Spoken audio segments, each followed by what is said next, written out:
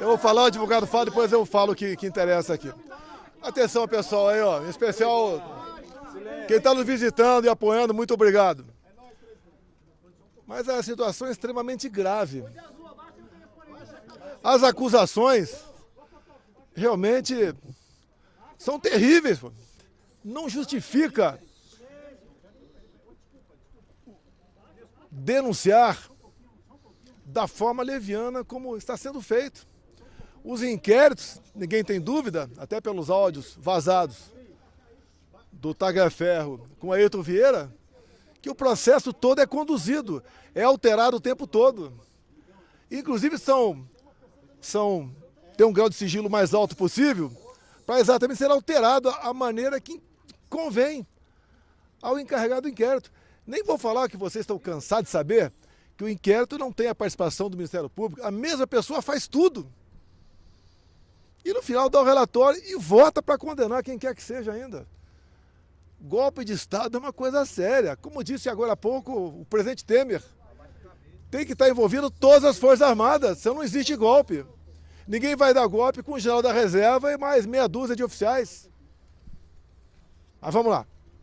Eu preciso fazer um breve relato, porque eu quero chegar na origem do problema. Eu quero chegar na forma da equação. Primeiro eu passo a palavra para o doutor Paulo aqui, meu advogado, depois eu prossigo. Pois é, a defesa ela vê com muita preocupação o que está se passando hoje em relação a esse inquérito, que é mantido em sigilo a despeito de a Polícia Federal divulgar na sua página a relação dos indiciados e manter mesmo assim em sigilo. Essa é uma situação gravíssima que não se admite na medida em que o indivíduo indiciado, e considerando que o indiciamento é o rascunho de uma futura acusação, ele impede que o indivíduo possa se defender da narrativa que se constrói contra ele. E nós temos aqui a certeza, a convicção de que, pelos fatos que são colocados, apresentados aos pedaços pela imprensa, evidentemente é construída uma narrativa. O presidente Bolsonaro jamais soube, aqueceu ou participou de qualquer trama golpista para derrubar o Estado Democrático de Direito ou impedir a posse do presidente eleito. Que fique claro isso, e lembro a todos, questionou-se muito o silêncio do presidente Bolsonaro logo após a eleição. Não se manifestar em relação aos seus eleitores. Isso houve um preço político para ele, esse silêncio. Justamente não querendo insuflar qualquer manifestação mais agressiva ou violenta. Isso houve um custo para ele e hoje lhe é imputado justamente o que quis evitar o tempo inteiro. É lamentável que hoje as pessoas que são indiciadas não saibam, não tenham a mínima ideia de por que estão sendo convocadas e apontadas como criminosos. Vamos lá. Nós temos que buscar a origem do problema. Alguns acham que a origem do problema foram as eleições de 22. Eu vou demonstrar que foi um pouco antes, foi lá em 2018. Mas vamos agora dar uma focada em 2022, o pré-eleitoral. O que aconteceu? O TSE pesou na balança de modo que o resultado final fosse para o outro lado. O TSE agiu de forma bastante parcial. Resumindo, eu não podia fazer absolutamente nada.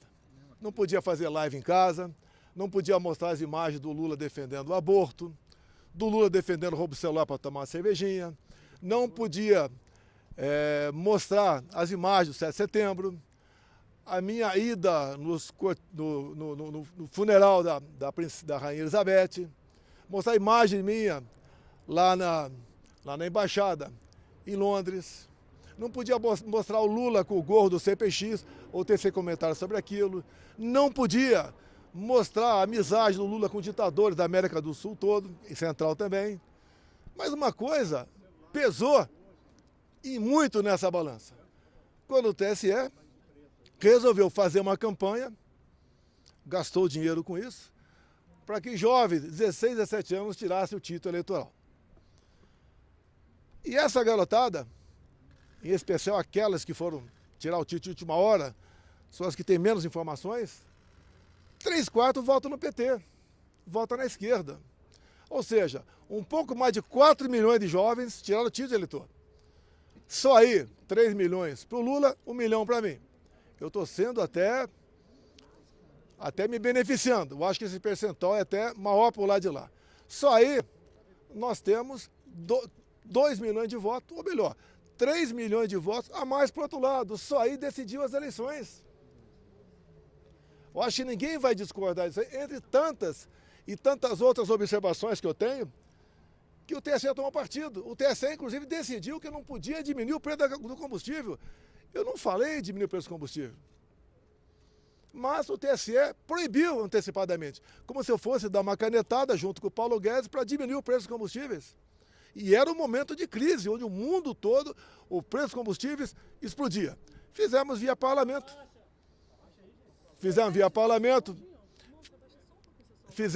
parlamento, zerando os impostos federais dos combustíveis.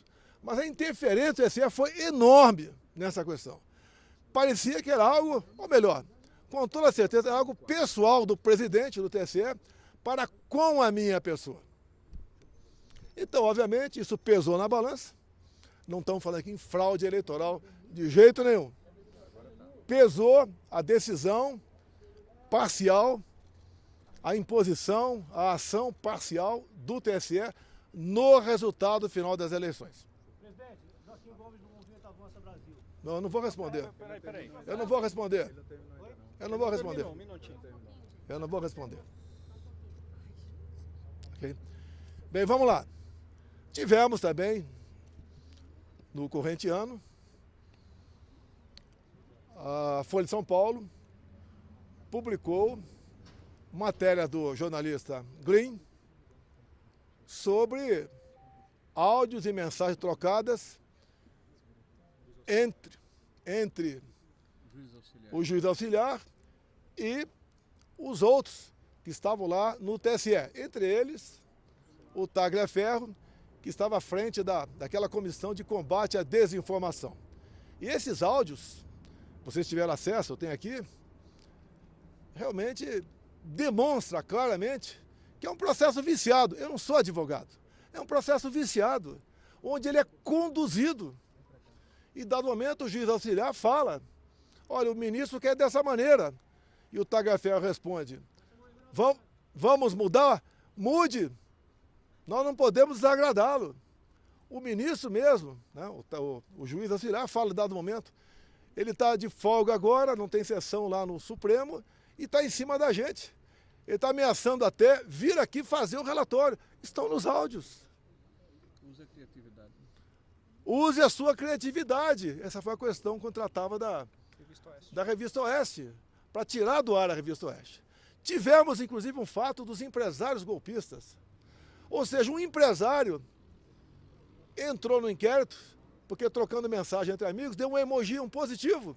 Porque deu um positivo, ele passou a ser golpista. Qual a intenção disso? Tirar o Luciano Hang de combate. Ele me apoiava abertamente, como cada um pode apoiar quem bem entende, tinha mais de 10 milhões de seguidores e foi silenciado. E foi um recado para os demais empresários, demais do povo, a não participar da política do meu lado, porque ia ser sancionado de uma forma ou de outra. Páginas e mais páginas derrubadas, como o Grey mesmo disse. Inclusive, as plataformas não podiam dizer de onde era aquela ordem. É simplesmente ordem. Cumpra-se em poucas horas uma multa milionária. A mídia que nós temos livre são as mídias sociais. Vocês podem ver, imagine se eu tivesse o poder do presidente do TSE naquela época, o senhor Alexandre de Moraes, e eu fosse investigar o TSE como ele me investigou. Ele me investigava desde 2021, no inquérito das fake news. Por lá de lá, no dia da diplomação do Lula, quando o ministro Benedito passa ao lado do presidente do TSE, o senhor Alexandre de Moraes, e fala, missão dada é missão cumprida. Que missão é essa? Foi cumprida? O Lula foi eleito presidente? Imagina se eu tivesse poderes para quebrar o sigilo do Benedito, quem sabe prendê-lo, como ele fez com gente do lado de cá. Eu acho que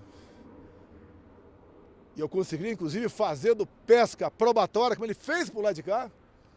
fez à vontade, praticou a pesca probatória e cada vez mais abrindo novos e novos inquéritos, ignorando completamente o papel do Ministério Público, onde é que ele chegaria? Imagine aquele gesto do ministro degolando alguém. Se fosse alguém do meu lado, seria o quê? Terrorista? Assassino? E do lado de lá, foi o quê? O que foi aquele gesto? Um gesto de ódio ou um gesto de amor? Investigaríamos também a sua equipe, o juiz auxiliar, o tagliaferro, quebrando sigilo, prendendo. Com toda certeza, muita coisa ia aparecer. Mas no final, é o mais importante que eu tenho a falar para vocês aqui. Presidente, mas o senhor acha... Deixa eu terminar.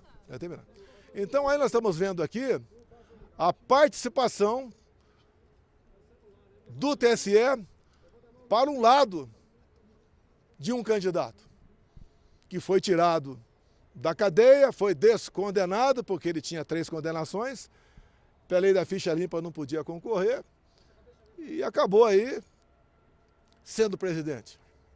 Também é bom falar aqui, estou inelegível por quê? Porque me reuni com embaixadores. E por que me reuni com embaixadores? Porque 2 meses antes, o senhor Fachin se reuniu com embaixadores também e terminou essa conversa com o embaixador dizendo o quê?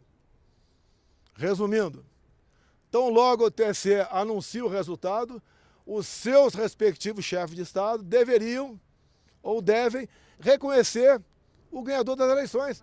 Ele já tinha a resposta, ele já sabia quem ia ganhar. Vamos lá. Nós questionamos o TSE. O advogado do partido peticionou o TSE, buscando uma maneira de sanar algumas dúvidas da nossa parte e algumas inconsistências.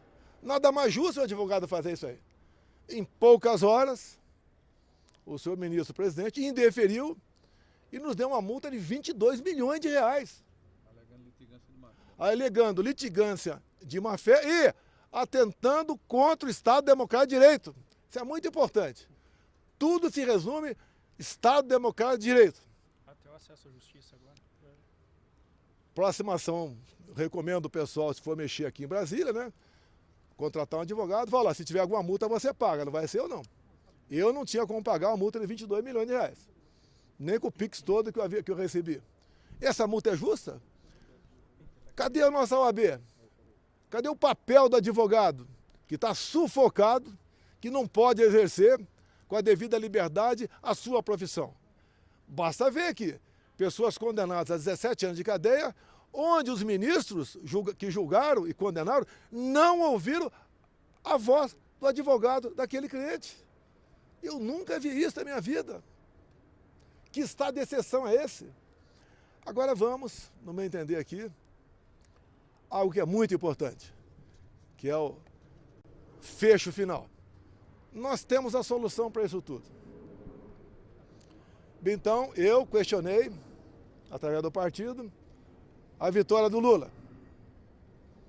2018, quando eu ganhei eleições, algum partido me questionou? Algum partido questionou o resultado das eleições de 2018? Alguém sabe, algum partido? Não.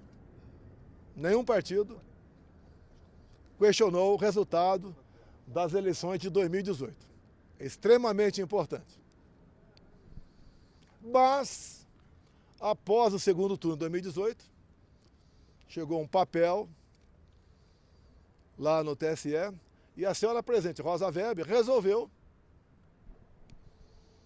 isso é uma notícia de fato, né? Resolveu oficiar a Polícia Federal requerendo abertura de inquérito. E assim foi aberto o inquérito 1361, novembro de 2018, PF. Então o inquérito foi aberto, eu não sabia, fiquei sabendo 3 anos depois, que foi questionada a minha eleição. E o TSE deu uma celeridade enorme a esse inquérito.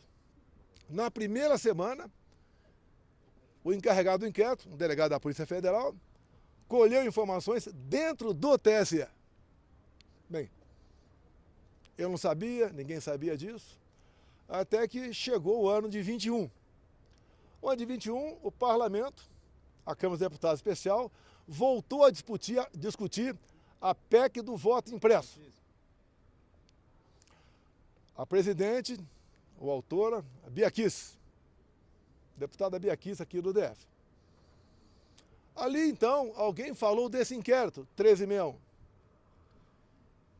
E a comissão especial requereu, junto à PF, a cópia desse inquérito. E nessa questão, o requerimento foi aprovado por unanimidade. Todos os deputados de todos os partidos votaram sim, para que a Câmara tivesse acesso ao inquérito 1361.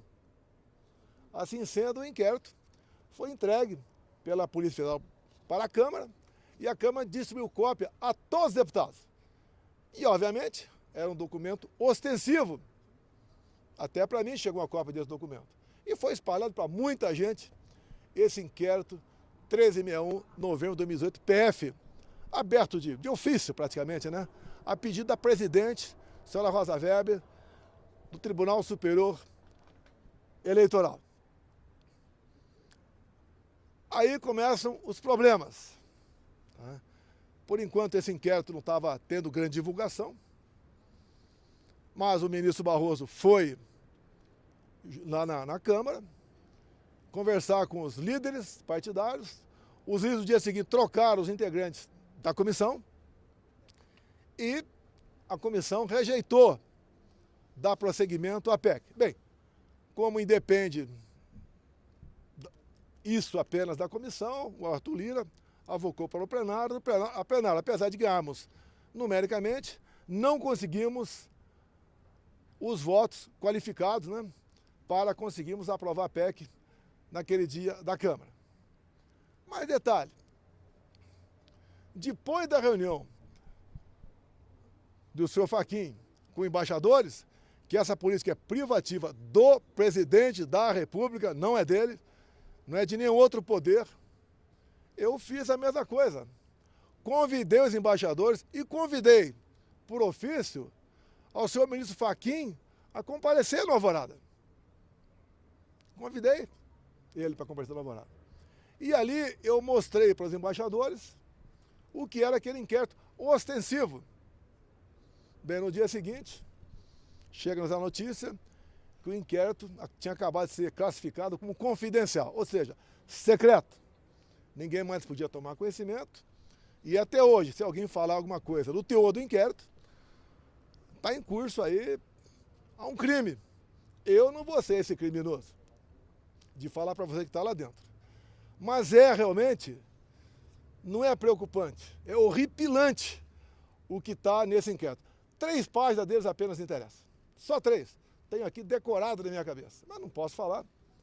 Tem de vista ele ser confidencial. E ali, esse inquérito de 2018, as eleições de 2018 e não de 2022, bota um ponto final na confiabilidade ou não do nosso sistema eleitoral. Vocês viram há pouco tempo na Venezuela o voto impresso, que foi acertado o ano passado, Estados Unidos, Venezuela. E daí o Maduro fez o teste do voto impresso em dezembro do ano passado, onde ele pediu junto à população se podia ou não tomar as medidas cabíveis para ir para a Guiana e tomar a região de Essequibo. E ele faz uma demonstração ali, o Maduro. Olha, aqui são 5 perguntas. Vota sim, sim, sim, sim.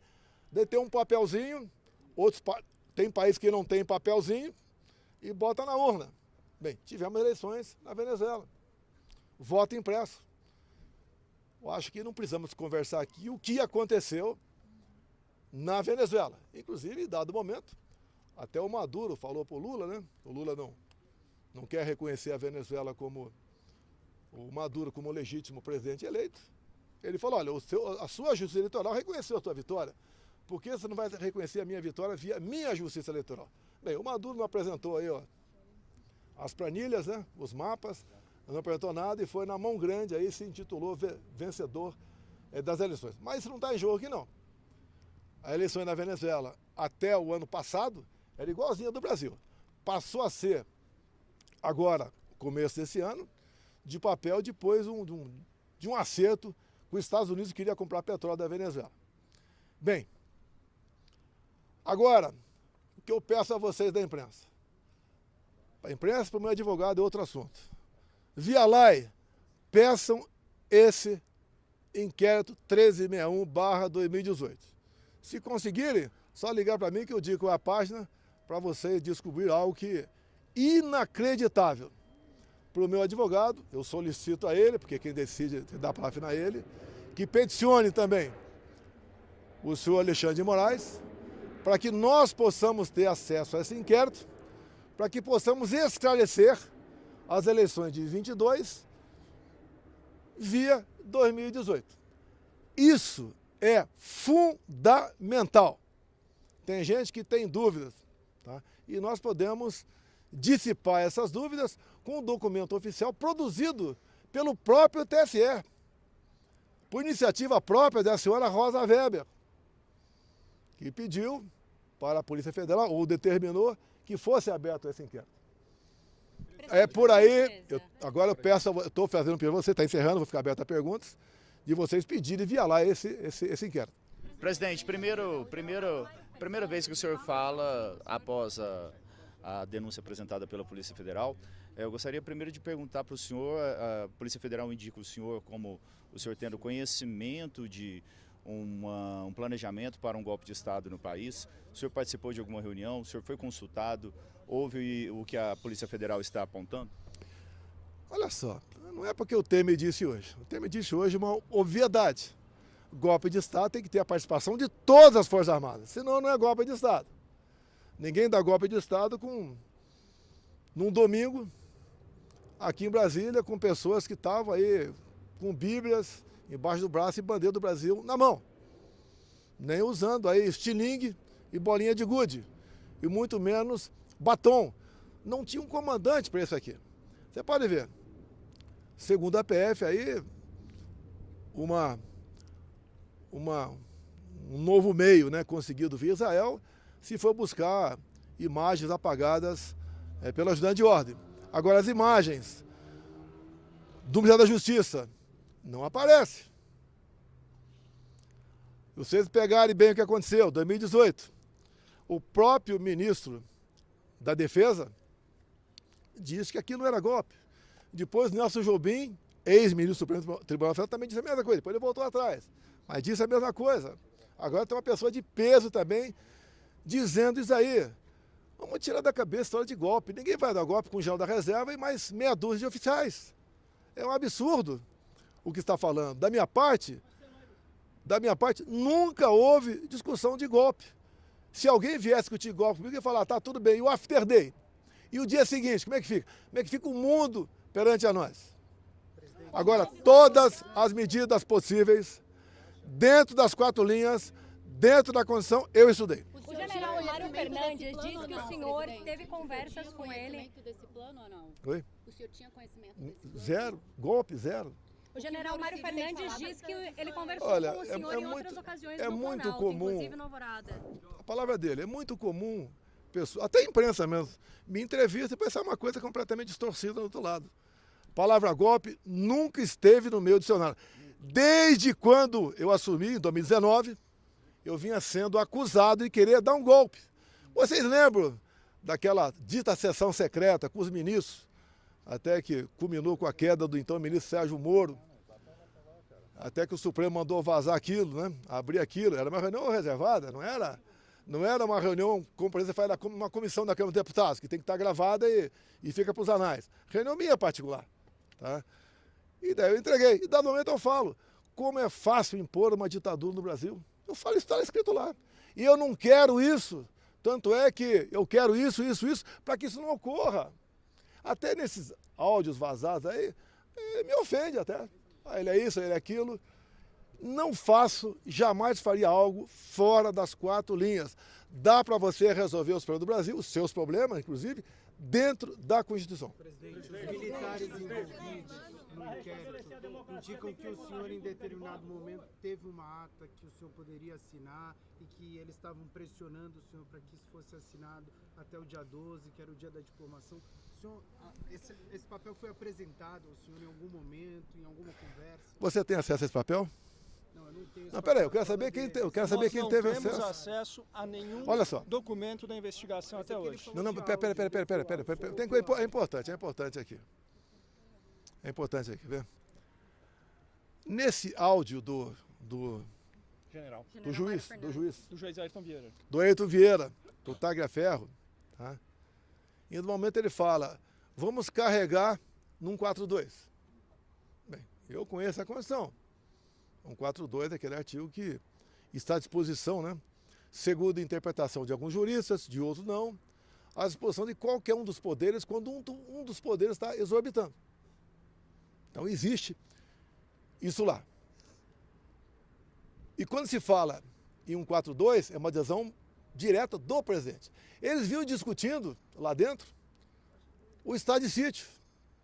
E depois eu falei na Paulista, comecei a conversar por aí, o que é estado de sítio? Estado de sítio, quando ele começa, quando tem um problema acontecendo, ou prestes a acontecer, de grande proporção, onde o presidente da República convoca os conselhos da República da Defesa, dá mais de 20 pessoas, discute o assunto. Após a discussão, então, o presidente encaminha uma mensagem para o Congresso Nacional, pedindo autorização para deputados e senadores para baixar o decreto de sítio. Ou seja, é um remédio constitucional. E, na verdade, em última análise, por dizer que o decreto foi assinado pelo parlamento, que o presidente pediu autorização para o parlamento. Bem, como essas pessoas, né, que fazem inquéritos têm muita criatividade, falaram, opa, não dá para levar avante essa proposta de sítio. Vamos carregar no artigo 142. Eu não tinha acesso. E outra coisa, quando o presidente encaminha para o parlamento essa mensagem pedindo autorização para o estado de sítio, ele elenca ali algumas ou dezenas de considerandos. Se o presidente, usando de má fé ou de desinformação, assina e manda para lá, ele está em curso em crime de responsabilidade. Tínhamos um problema no Brasil? Tínhamos um problema. Uma parte da sociedade. Depois da multa, que eu não podia mais recorrer ao TSE. Se eu recorresse, talvez viesse uma multa de 200 milhões de reais. Talvez fosse cassado o registro do próprio partido. Olha, o que nós temos que fazer? Tem alguma maneira? Cavoque a Constituição. Quem está do meu lado. Presidente, 2015 a Dilma convocou. Tá, tudo bem. Então, foi 2017. Ela não chegou. Você tem razão, foi 2015. Ela não chegou a convocar, não. Ela cogitou isso e fez chegar ao conhecimento Mas então era ao uma ministro. possibilidade, presidente? Olha só, zero, eu não levei para frente. Não convoquei, até prestar defesa, não convoquei ninguém e não assinei nenhum papel. Mas foi uma possibilidade. Não. Eu procurei saber se existia alguma maneira na Constituição de você resolver o problema. Não teve como resolver, descartou-se. Qual era o problema? Descartou-se. A Tinha insatisfação no Brasil. Não, eu acabei de mostrar para você 2018. Ok? Quando você tiver 2018 na mão, o inquérito 1361, você vai pensar de maneira diferente, pode ter certeza. 361 no Supremo Tribunal Federal não tem nada a ver com a eleição, presidente. O inquérito 1361, DF, PF, está em São Paulo agora, tá? Foi a pedido da senhora Rosa Weber, presidente do TSE na época. Presidente, o senhor veio lá do Nordeste, o Lula cancelou os caminhões-pipa. Como é que está lá no Nordeste? O pessoal está passando fome, passando sede? Conta pra gente um pouco. Eu vim de lá agora, eu não fiquei na praia não, tanto é que não estão me vendo queimado aqui, né? Conversei com gente do povo, mercadinhos, os preços das coisas explodindo, o Bolsa Família não está dando para mais quase nada, tá?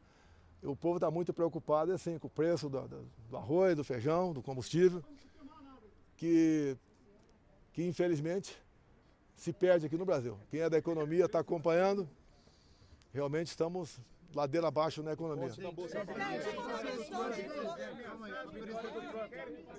Corte da Bolsa Família lá no Nordeste. Oi.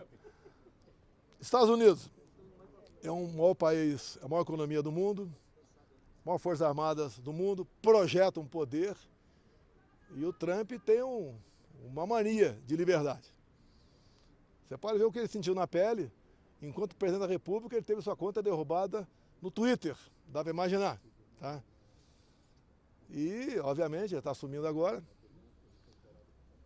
O Elon Musk está com ele, agora é X. Tá? E, no meu entender, ele está preocupado com a liberdade no mundo todo. Ele não... Podia até alguém perguntar para ele o que ele achou da eleição no Uruguai ontem. Tá? Então, a preocupação dele é com a liberdade e ele não quer, eu entendo que ele não quer que a América do Sul aqui fique vermelha. O senhor ainda pensa que vai ter Presidente, a questão do PL da anistia, presidente, como é que tá? A gente teve essa questão que ela... A anistia, eu conversei com o Lira lá atrás, conversei com o Marinho pode falar também, até o Flávio tem conhecimento, o Zuco, né? Não tínhamos clima para... Podíamos aprovar na comissão, não teria clima para aprovar no plenário da Câmara. Então, via comissão, você pode convidar pessoas a participar. A ideia de parlamentares é trazer aqui para a comissão em audiência pública, sabotagem, em audiência pública, por exemplo, aquela senhora de Ji-Paraná, Rondônia, que tem 6 filhos, menores de 10 anos, que o pai está condenado. Está foragido, mas está condenado. Queremos ouvir familiares de quem está exilado no momento na Argentina. Mas diante do inquérito, tá? você vê ameaçado o PL da anistia? Não vejo ameaça não, coisa completamente diferente.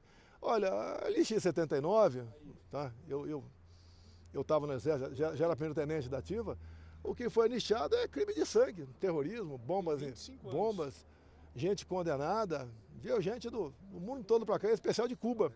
Então foi feita, gente que virou presidente da República, a própria Dilma Rousseff, está condenada por várias ações, tá certo? E tudo bem. Presidente, o senhor sempre foi o único presidente que jogou nas 4 linhas da Constituição. O que o senhor faria diferente a favor desse sistema aí? Olha, continuaria dentro das 4 linhas. O perfil dos ministros palacianos seria mais político, tá? E faríamos um contato melhor com os demais poderes e com a imprensa brasileira.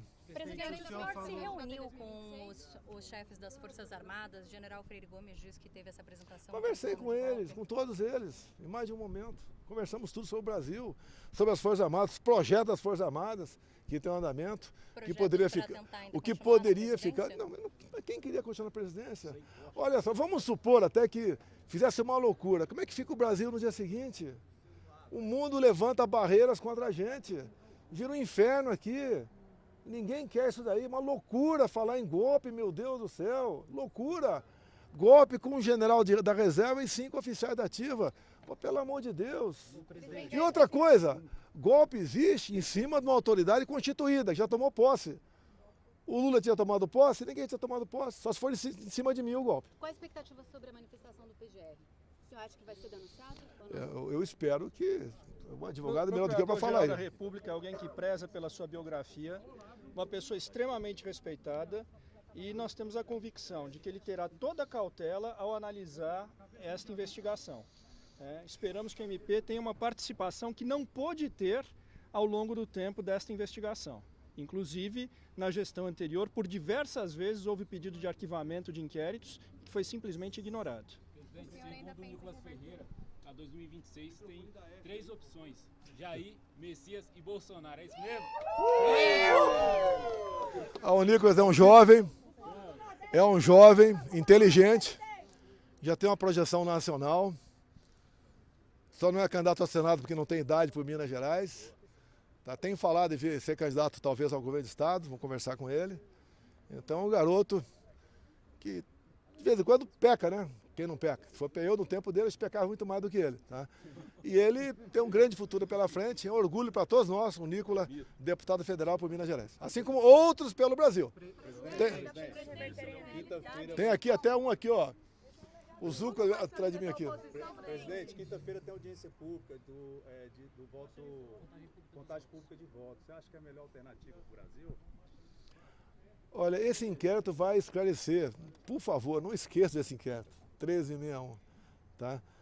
Eu acho que toda vez que você possa botar uma barreira a mais de segurança no sistema eleitoral é bem-vindo. E não pode, quando alguém questiona alguma coisa, alguém lá ó, fazendo usando a força do poder, simplesmente ignorar e multar. E quem falar é cadeia.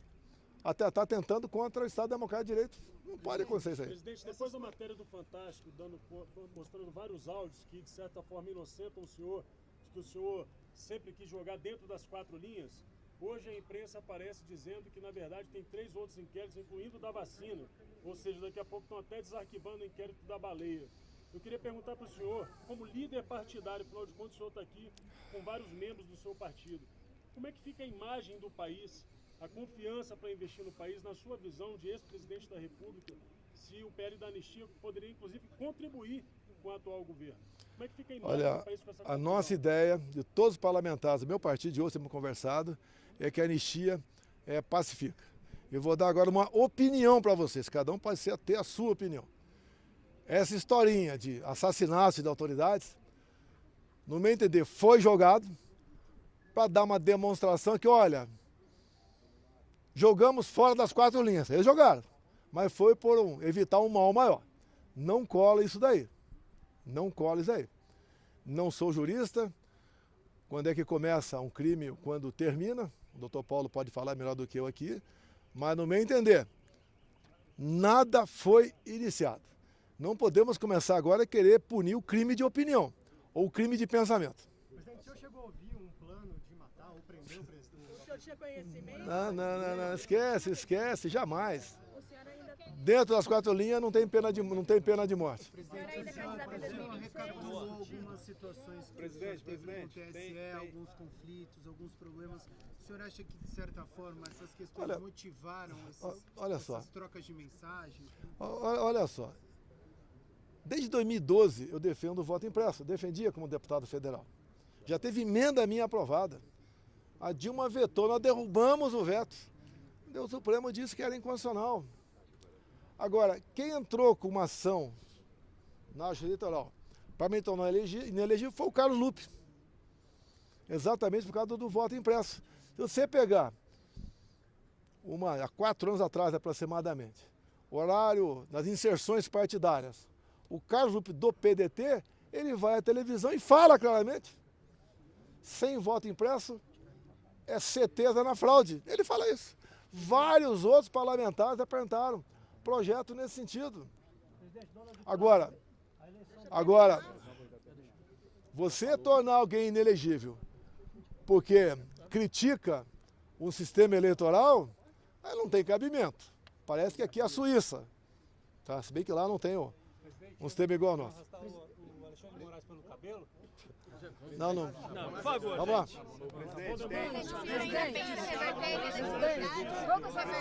Todas as pessoas que estão próximas ao senhor são perseguidas. Inclusive os militares, até mesmo o brasileiro. Eu tive a notícia agora do Van Hatten, que ele foi indiciado por ter criticado o Fábio Scholl na tribuna da Câmara. Ele acabou de mandar uma mensagem aqui no Zap para mim, eu estava no avião quando eu recebi isso aí. Tá? Ou seja, um parlamentar. Inclusive o artigo 53, pessoal, tem ali um pronome indefinido, quaisquer.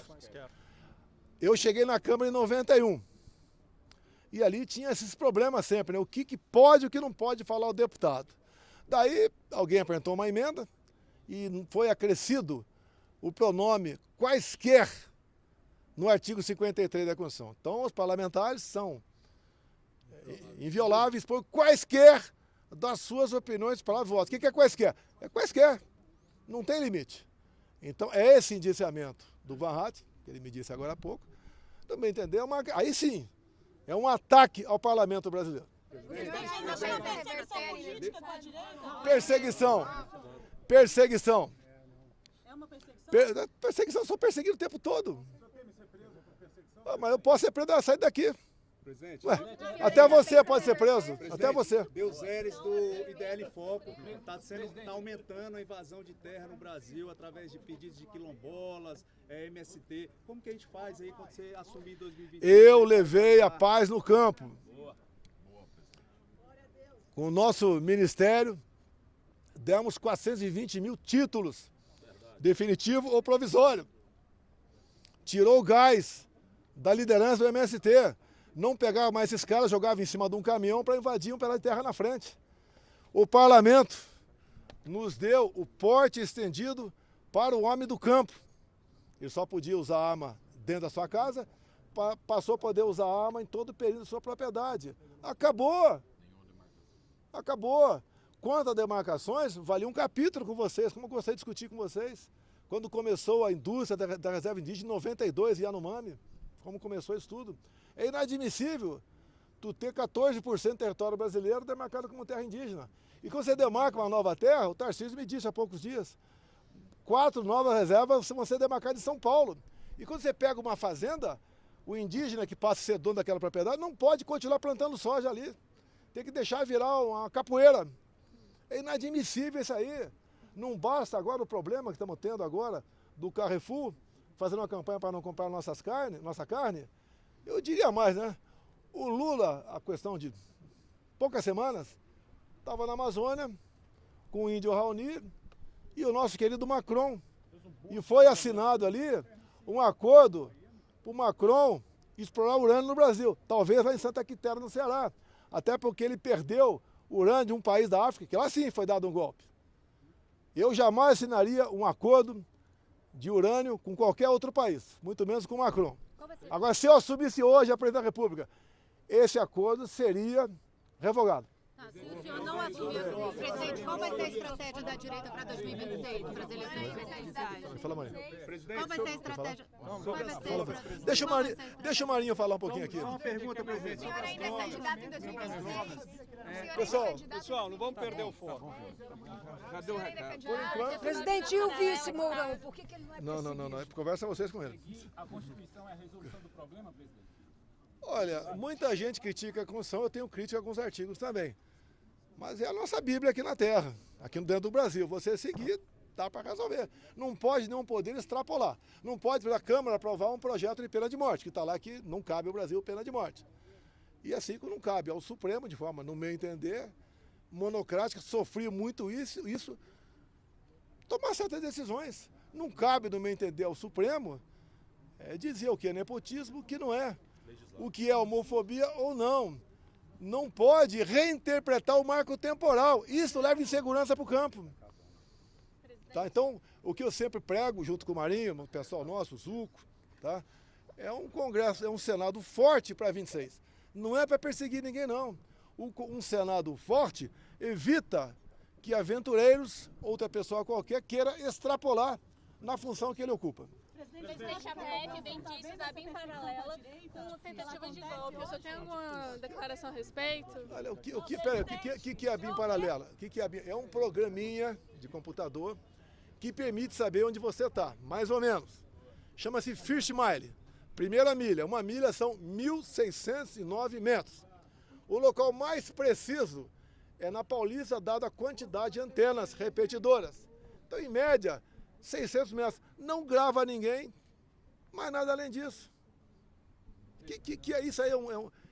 E outra coisa, tem algum relatório para alguém decidir onde estaria aquela pessoa? Não, o que me interessa saber, eu, por exemplo, na presidência? Onde é que vai estar tal deputado? Se está na Bahia ou está no Rio Grande do Sul? Me interessa saber isso aí. Foi comprado do governo Temer. Podia perguntar para ele. Valeu, pessoal. Obrigado.